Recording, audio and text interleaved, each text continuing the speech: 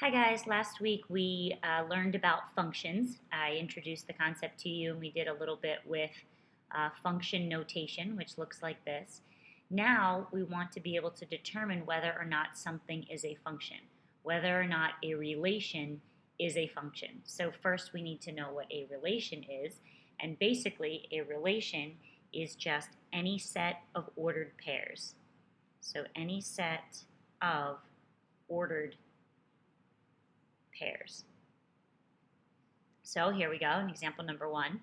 The following is a relation. It's a set of ordered pairs. But the question is it a function? Well, we do have a definition for function, which I'm going to uh, put here, but it's a little bit different this time. It's a more specific definition. So what is a function? A function is a relationship between two variables. It's a relationship between two variables such that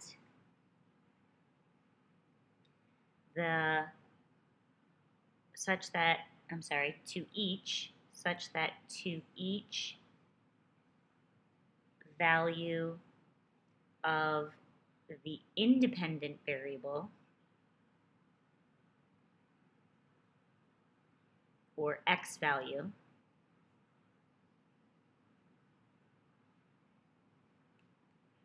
there corresponds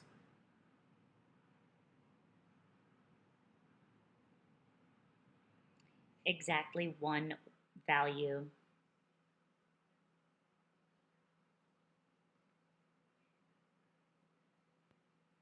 of the dependent variable, which is your y values. So again, it's just a relationship between two variables such that to each value of the independent variable or your x values, there corresponds exactly one value of the dependent variable, which is your y values. And remember, we talked about the domain. The domain is your input values. The independent variable, it's your x values.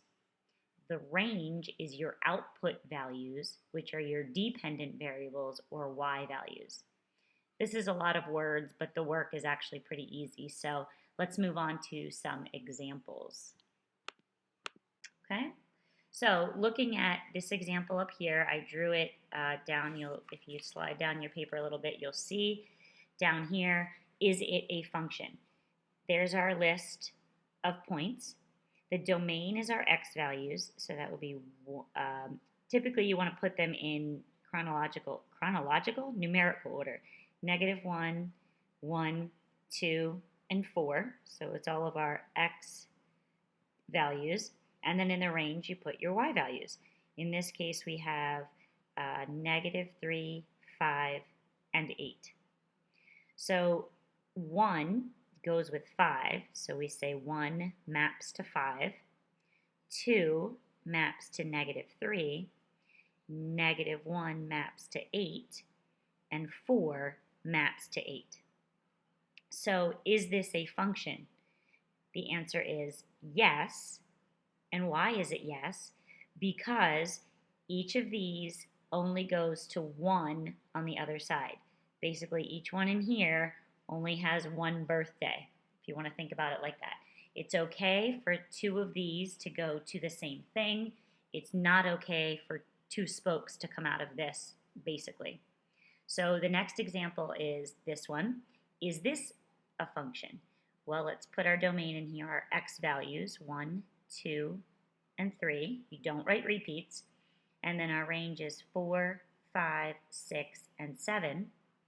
1 goes to 4, 2 goes to 5, 3 goes to 6, and 3 goes to 7. That would be like me having 2 birthdays. So this is not a function. This independent variable goes to 2 dependent variables. So this one is not a function. And one thing I didn't do was list over here. You can put the domain and the range in these circles, or you could put the domain and you can list the domain, which would be -1, 1, 2, 4, and then list the range -3, 5, and 8. So